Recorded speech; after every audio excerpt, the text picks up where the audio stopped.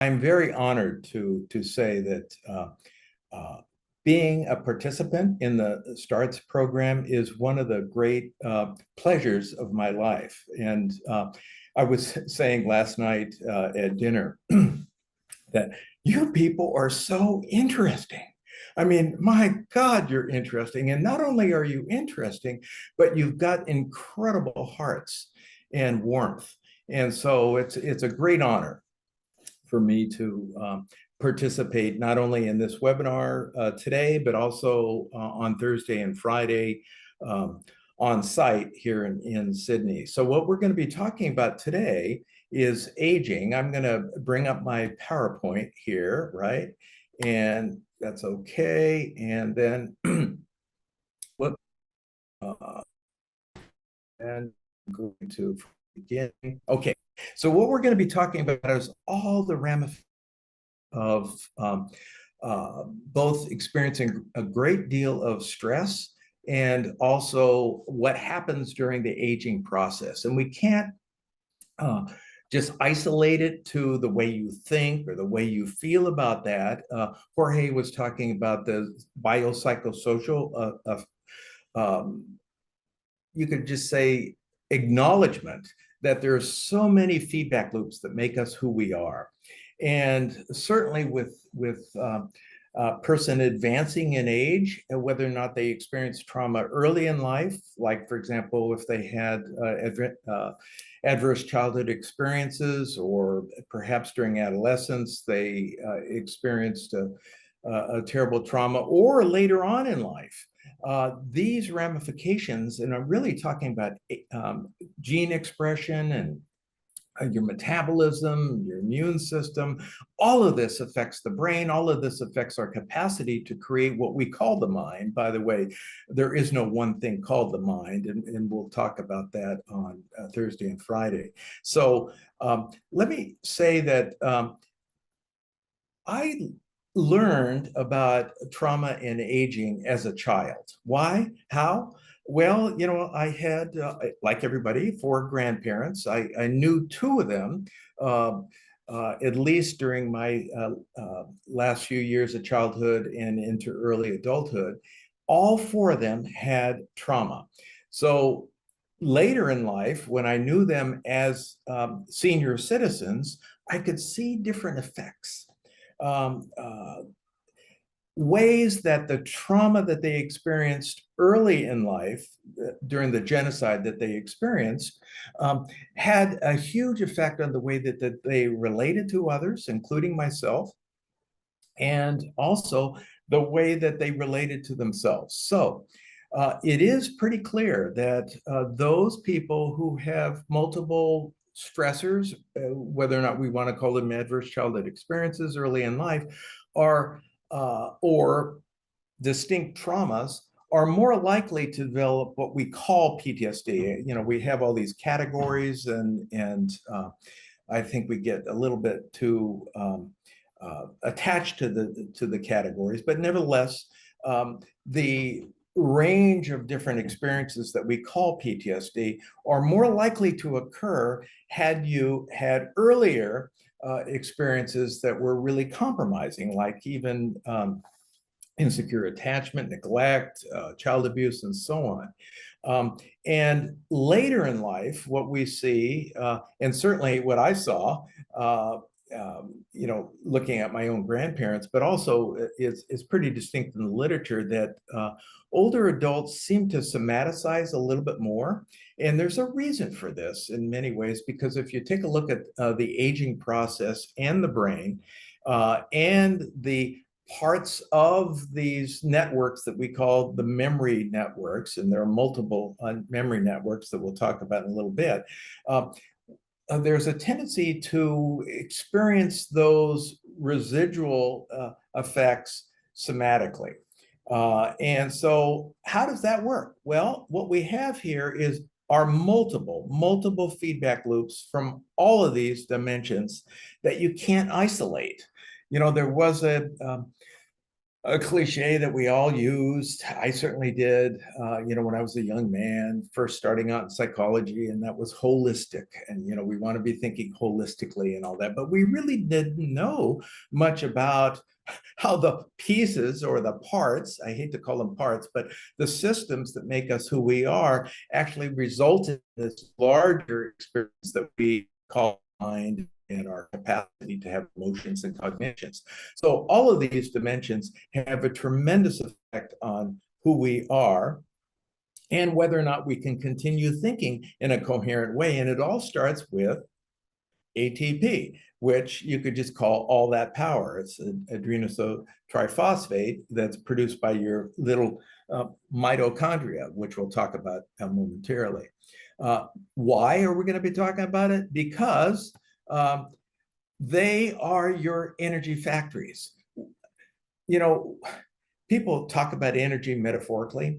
In fact, in some communities, we talk about prana or chi or whatever. I mean, those are cool concepts and everything. When I was a young man, I would travel around the world and sat in ashrams and meditated and all that, and hung around with gurus and so on.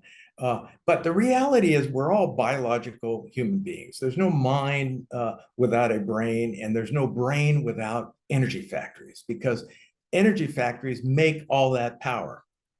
And all that power is ATP. And what we find, and it's so well illustrated in the research literature, is as you age, your capacity to generate all that power diminishes. If you have not so good lifestyle practices, you diminish really quickly.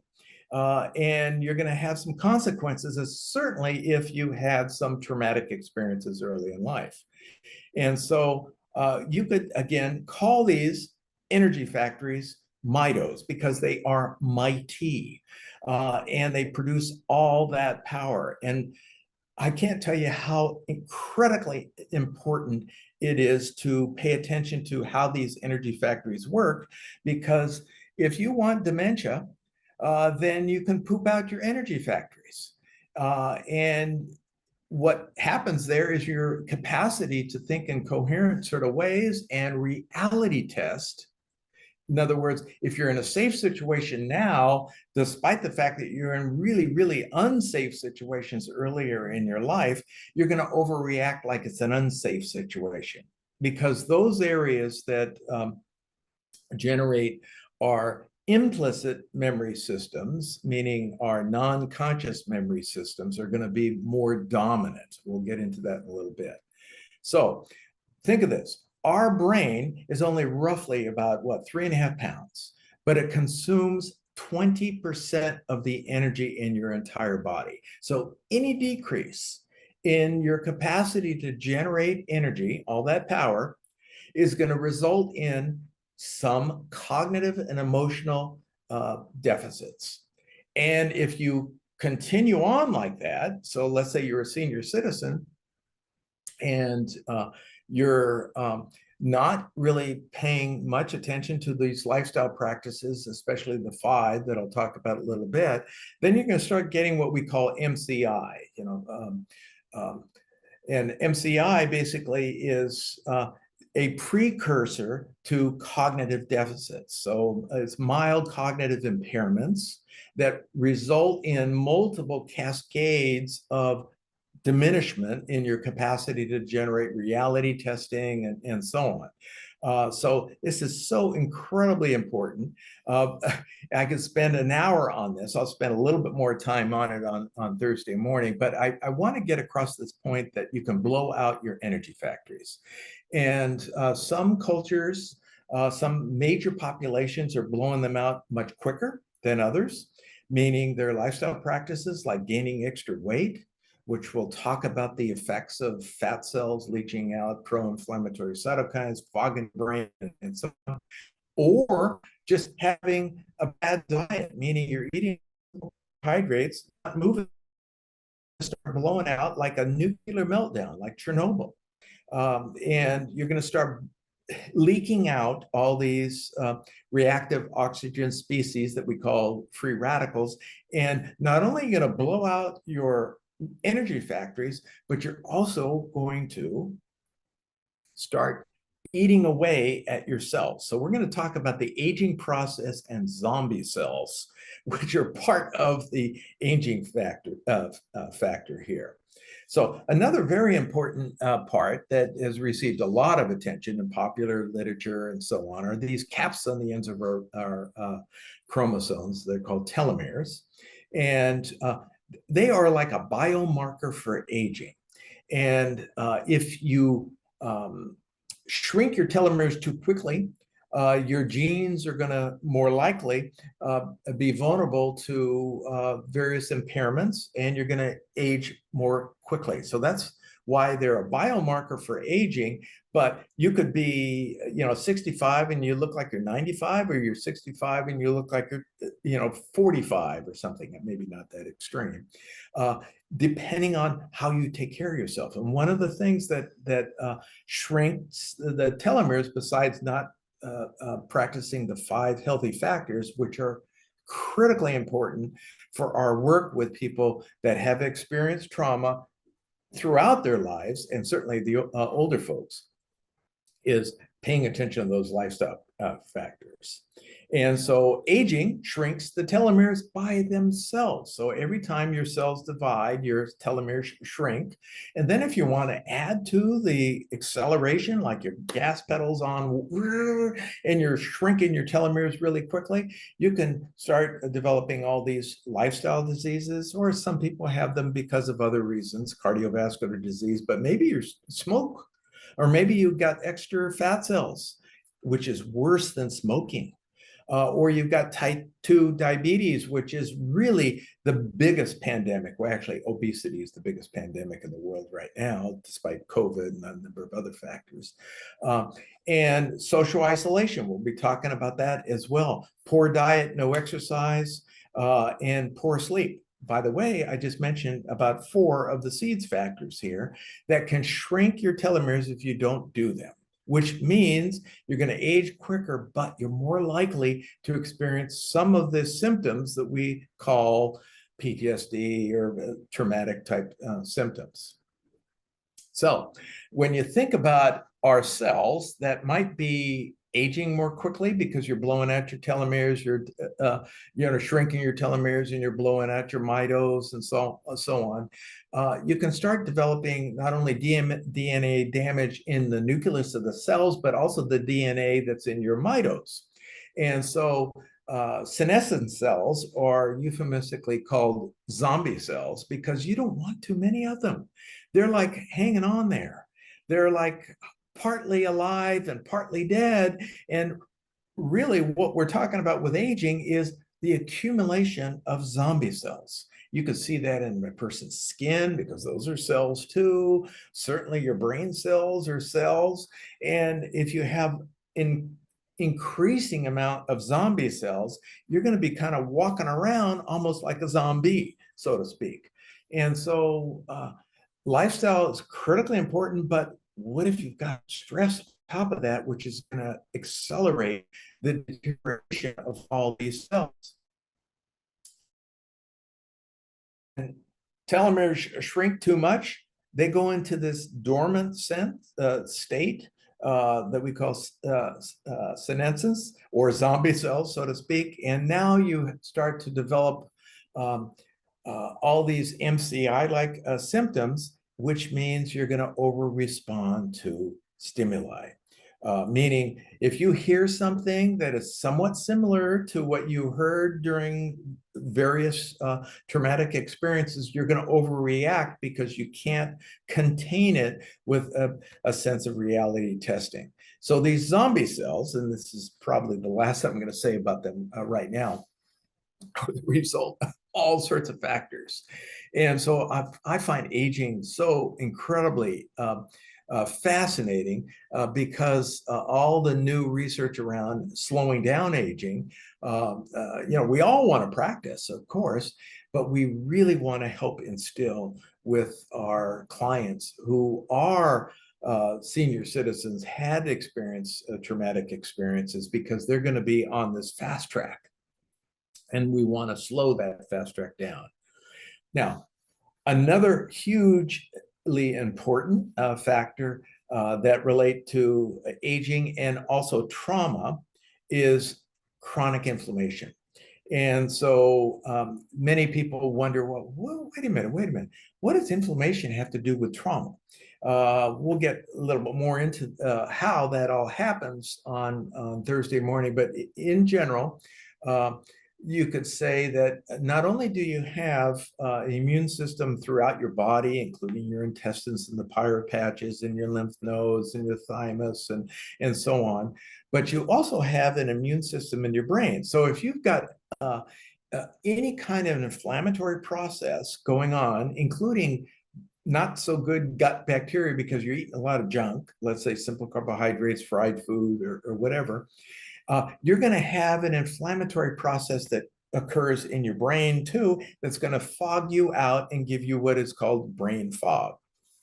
And many people who have had COVID know that there's a period of time that during COVID, you have this sort of brain fog. About a month ago, I had COVID for the first time, and I wasn't really thinking very clearly. I'm attempting to write a book, and I'm looking at what I'm writing, and not that it's necessarily good anyway, but boy, it really even looked worse.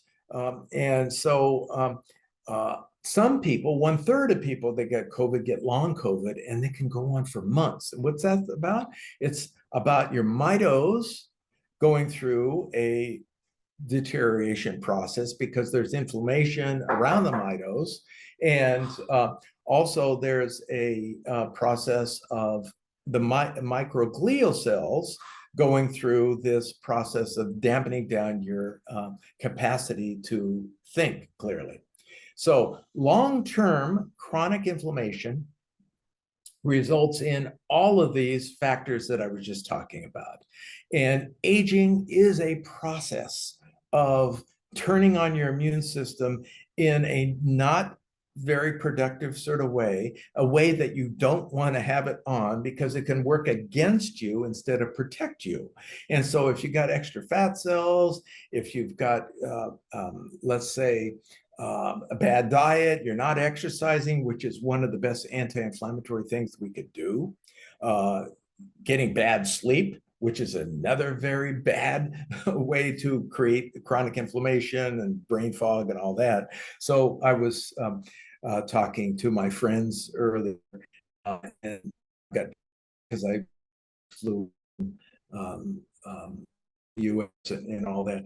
Boy, I knew that to get better sleep tonight and last night, I needed to walk. So I walked a good 6-7 miles yesterday and today. Man, I feel so much better. And my sleep is going to be so much more productive. More about that tomorrow, maybe a little bit later on. But I'm a senior citizen. I'm over 65 years old. And I'm a very fortunate person in that I didn't experience adverse childhood experiences early in life. I've been in war zones and so on. Fortunately, I didn't develop all the traumatic experiences and all that. However, if I did, I'd be more likely to have more zombie cells than I normally would. So inflammaging is part of the aging process. I mean, if you take a look at the aging literature out there, everybody is talking about inflammaging because, as I said before, part of the process of aging is really entropy. Second law of thermodynamics, everything kind of whizzles out and finally you die. Part of that process is blowing out your mitosis and chronic inflammation. And so what we want to do is minimize as much as possible for our clients any contributor to inflammaging, meaning you want to keep your energy factories going and you want to decrease the inappropriate activation of your immune system. Now, if you have multiple traumas, then you're more likely to have everything I was just talking about multiplied by 3, 4, or whatever. Why? Because experiencing major alarm systems, meaning your immune system, not your stress response systems are on hyper alert because it's a dangerous situation. You know, many of us have been to and um, collaborated with colleagues in Ukraine, and I have in the last couple years, and there right before the war started. And so people are on hyper alert. Well, certainly they are in Gaza right now. And how would you like to be a woman in Afghanistan right now? You're on hyper alert.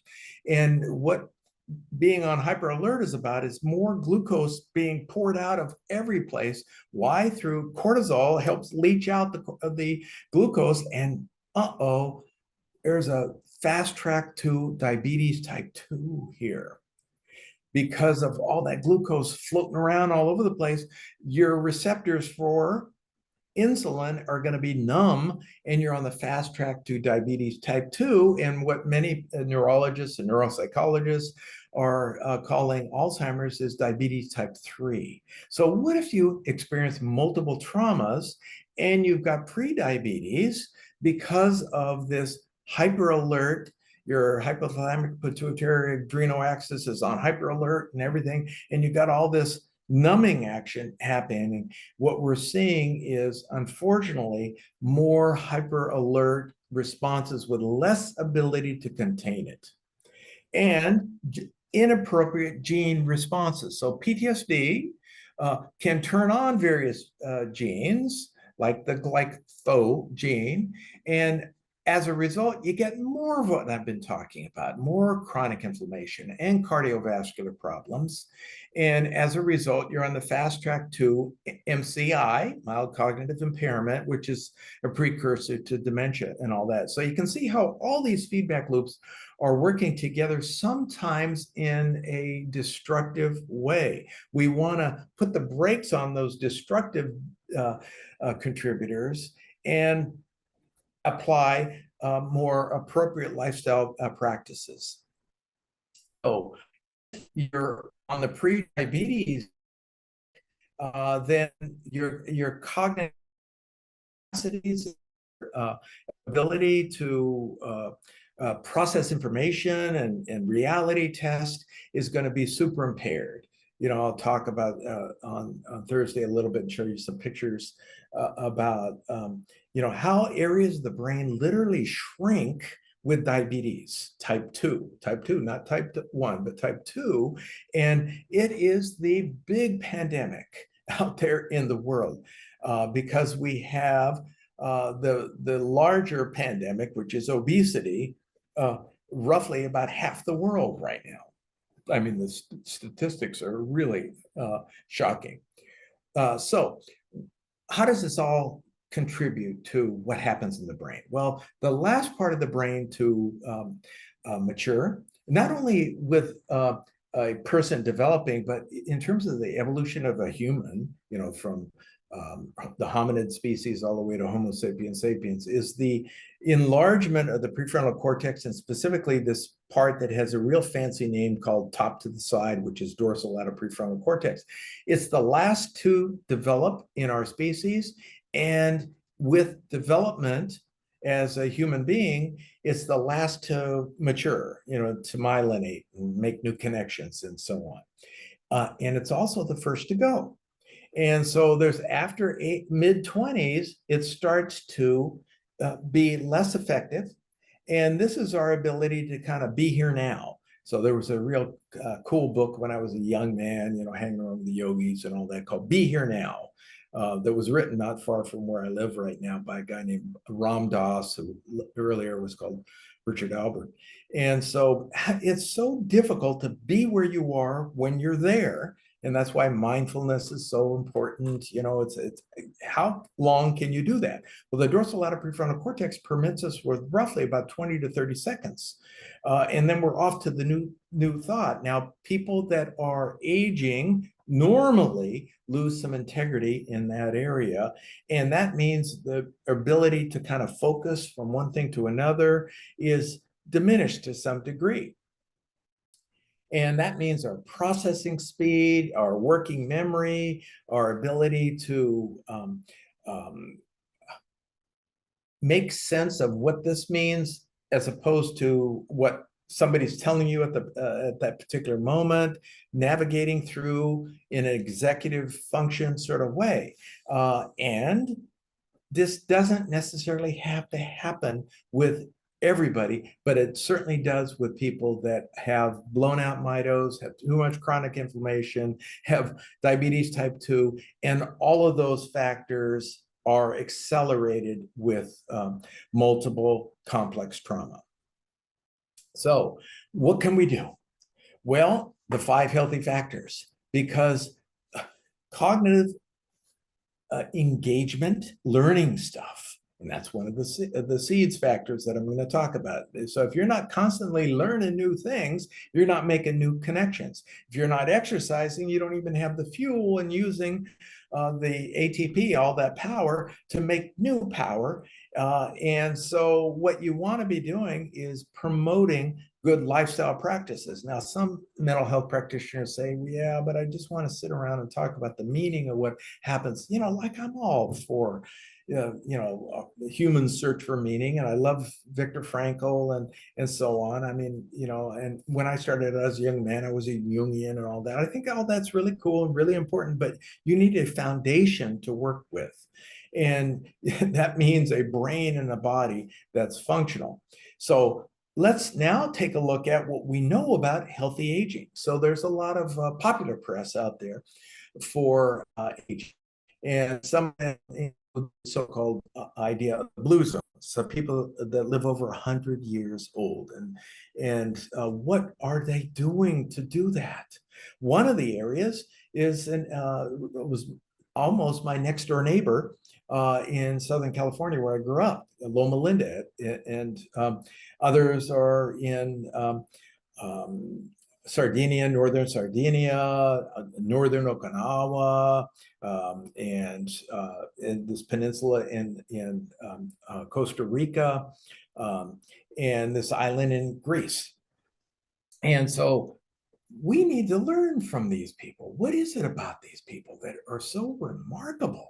How can they do it? Well, the 5 healthy factors that are so critical. You plant and cultivate seeds over a lifetime. I know it sounds really simplistic, but there's a huge amount of epigenetic research, meaning that you can turn on and on genes you need to have on, turn off genes that you don't want to have on, by your social engagement. I mean, there's incredible research that relate to attachment and secure social engagement that relate to turning on various genes. Exercise, probably the most powerful of them all. Education, learning something new constantly, eating a healthy diet, and getting 1/3 of your life good quality sleep. Many people are getting garbage sleep because they're taking a lot of garbage to go to sleep. Sure, they don't wake up in the middle of the night, but they're really clogging up their brain, as we'll talk about in just a few minutes. So the seeds factors have all these multiple effects on your immune system, on your metabolism, on your gene expression, on the structure of your brain. And we need to be working with our, well, actually everybody really needs to be working with the seeds factors. All of our clients need a foundation, but even more so those people that are advancing in age. And so let's go through some of these really quickly, and then I'll end my talk. Think of this. We are the most socially dependent species on the planet. We're born and we're more dependent than any other species. A horse or a cow, a colt or a calf, as soon as they're born, they're walking around right away. We don't walk around for a year. We're carried around, partly because of our upright, bipodal movement and so on. The pelvic area shrunk. But that means we're soaking up the emotional climate of our principal caregivers in a big way. And it has huge effects on multiple levels that we were just talking about: your immune system, your metabolism, your ability for your brain to function. If you don't, get it early in life, you have multiple ACEs. For example, your brain is going to be more like the one on the right than the one on the left. And the top part, by the way, is the prefrontal cortex I was talking about earlier. The bottom part is the occipital area. So both of these individuals are seeing something, that's the occipital lobe, but the one on the right doesn't know what to do about what they're seeing, but the one on the left, which is the so-called healthy person, is thinking about what to do. They're making connections and so on. So you can see that the structure of the brain is dependent upon these areas of the brain. Those of us that are in the helping connect field are constantly working this area called the temporal-parietal junction. Well, you could just be good at social intelligence and working this area. This gives us the capacity for what we call cognitive empathy. So it's incredibly important. Sorry, some drilling going on out there. Uh, and you can decrease the amount of um, pleasure, anticipated pleasure. So unfortunately, we're also decreasing the amount of energy because we're not exercising as much as possible. When we were kids, we were running around all over the place. Now we're sitting in front of a computer like all of us are doing right now. Movement is an anti-inflammatory process. And that movement is a process where you're moving your muscles and you're releasing anti-inflammatory cytokines instead of pro-inflammatory cytokines. So exercise is the best antidepressant, best cognitive enhancement behavior that we can possibly do. And it decreases inflammation as measured by C-reactive protein, as you can see with this chart here. And we can see also that cognitive engagement, actually through neuroplasticity, we'll get more into on Thursday, increases the connections no matter what your age. So you don't want to stop learning. You don't help a person like what they like and that's what they like. No, you want to help a person start liking things they don't even know anything about. That's what builds the most amount of connections. I was joking last night with my friends, and all of them are bilingual. I was joking that, sometimes I speak like English is my second language, and the problem is I don't have a first. Bilingualism or trilingualism is incredibly healthy for the brain. So learning a new language later in life, really powerful. So what you're doing is you're making new connections. So later when you start to really age, you can lose more without looking like you lost much. And you've got to do it under conditions that make you a little bit uncomfortable. So if your client says to you, John, I don't know if I'm really ready for that yet, and say, oh, good, because that means your brain is ready. You want to be a little edgy. You want to not quite feel like learning this new situation. Being in a disturbing, kind of mildly agitating situation isn't a bad thing. It's actually the opportunity to make new connections. And so what are these new connections about? It's about multiple layers of memory. And so we've got these large categories of memory. We've got the non-conscious, non-declarative memory. We've got the explicit declarative memory. That turns out the non-declarative memory is so much larger than the declarative memory, and it becomes larger and larger as we age, which means we're going to have more feeling states that we're not able to put our finger on later on in life. And so if you've been traumatized multiple times later in your life, then you're going to have more of these bubbly feelings that come out that you're not going to be able to put a container on if you've got all those precursors to brain impairment like MCI and so on that I was talking about earlier. And this means that a couple of the areas of the brain deep within your temporal lobes are going to age in a different sort of way. So this hippocampus area is a fancy way of saying seahorse, is going to age more quickly than the almond-like structure called the amygdala. And so you can think of the amygdala is like your threat detector, and your hippocampus is like the librarian. And your librarian, which lays down new explicit memories, is going to deteriorate much quicker. In fact, with Alzheimer's, 40% of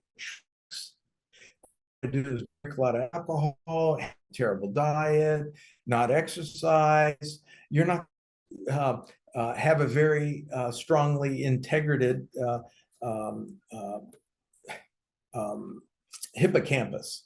And in fact, your left hippocampus is going to start shrinking with the terrible diet that we have in the Western culture. So what do we want to do? We want to increase the healthy diets, which are either the Okinawan diet or the Mediterranean diet or the so-called Mayan diet, which is a combination of the two, which means very few simple carbohydrates and fried food, build everything on salads and fruits and vegetables, and make sure that you're not over consuming saturated fats and so on. So, I mean, it doesn't mean you can't go to a birthday party, doesn't mean you can't have a nice piece of cake every once in a while, but don't go to birthday parties every night, so to speak. Now, a couple more things I want to say about 1/3 of your life before I end my part. And the circadian rhythm, which is all about being in sync with the world, has a lot to do with recalibrating your brain. You've got these gene clocks. You've got genes that pay attention to your circadian rhythm. A lot of it has to do with body temperature. A lot of it has to do with natural light. And if you don't get those factors worked in, like for example, what I did when I first woke up is I went and sat in the full spectrum light just to reset my body clock so I could get on Sydney time instead of, US time and so on. Well, a lot of people spend a lot of time indoors with the curtains drawn and so on. They're not calibrating a circadian rhythm. And as a result, they don't get good sleep architecture. And so what happens with people with aging, especially, are they're decreasing the amount of slow wave sleep by taking a lot of garbage, over-the-counter garbage or prescribed garbage. That means that they're on the accelerator path to cognitive dysfunction and decreasing the integrity of the brain by taking Benadryl-like substances, benzodiazepines, which are like the garbage of the healthcare system, or drinking alcohol or caffeine later in night and all that. So what we want to do is have clean sleep, meaning not complicated by any chemicals, and having good sleep hygiene that we'll talk about on Thursday and Friday. So what do you want to be doing? Well, you want to respond to your older clients by helping them learn how to get better quality sleep, because what happens with aging is the amount of good quality sleep naturally decreases anyway. And so what they do is they go to these prescribers, and the prescribers, they could be a nurse practitioner, a physician, a prescribing psychologist in the United States or whatever, and they're giving all these Zonker drugs. Not good for the brain because it clogs it up, as I'll soon show you. So what you can see here is the amount of slow wave sleep actually decreases as you approach senior citizen, meaning in your 60s and thereafter. And that is so critically important. And it's all about saving the brain from early dementia and or responding to earlier danger signals that a person can't turn off if they've been traumatized. So as a result, they got brain fog, they're fatigued, they can't clearly, and depression. And that means then they're going to start doing all sorts of not so healthy things like daytime napping that goes for 2 hours or something. They're screwing up their nighttime sleep. And if they have sleep apnea, you've got to get them on a CPAP machine, and many people advancing in age, especially if they have extra fat cells and so on in their neck, then they're going to have trouble breathing. And so you always want to ask their partner whether or not they're snorers. And snoring is a symptom of other things.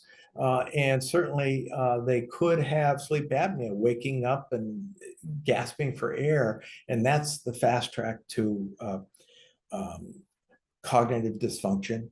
One of my closest friends, who's quite a bit older than me, is on a CPAP machine, and he's been diagnosed with MCI, and he's really freaked out about it. And he was in really good shape. We did all sorts of incredible hikes in the Grand Canyon and all that. And here's a healthy guy that is going through this process. So, uh, uh, if you have poorer sleep, then you're going to not be able to turn off your stress response systems as easily as you could before. So all of these factors work together. And so how does it all work together? Think of your brain and your slow wave sleep as a cleanser. And the cleanser cleans out the buildup of metabolites that occur throughout the night. And what happens there is your glial cells shrink up a little bit, maybe 20%, to allow the cerebrospinal fluid to flush them all out. I'll show you a cool picture of that right here. What happens with drug sleep is the image on the right. What happens with deep sleep when it's not complicated by chemicals is the one on the left. Now, I'm going to show you this in action right here, this really cool little video. What you can see is this pulsating action that happens, and you're cleaning it out. And many people advancing in age, whether or not they have been traumatized early or not, taking garbage to go to sleep, maybe their diet's all messed up, maybe they're not doing the SEEDS factors, are clogging up their brain, and as a result, they're not able to think clearly. Finally, body temperature is so incredibly important. And, I always joke about this, here in my hotel room, I've got this duvet. What do I need a duvet for? People are really into these duvets. Sure, you can get to sleep if you're all comfy and snuggly and everything else, but you're going to wake up more quickly. So we've got to counsel people to go to sleep cool and make sure your body temperature is dropping by a couple degrees, or you're going to wake up and not achieve good quality sleep.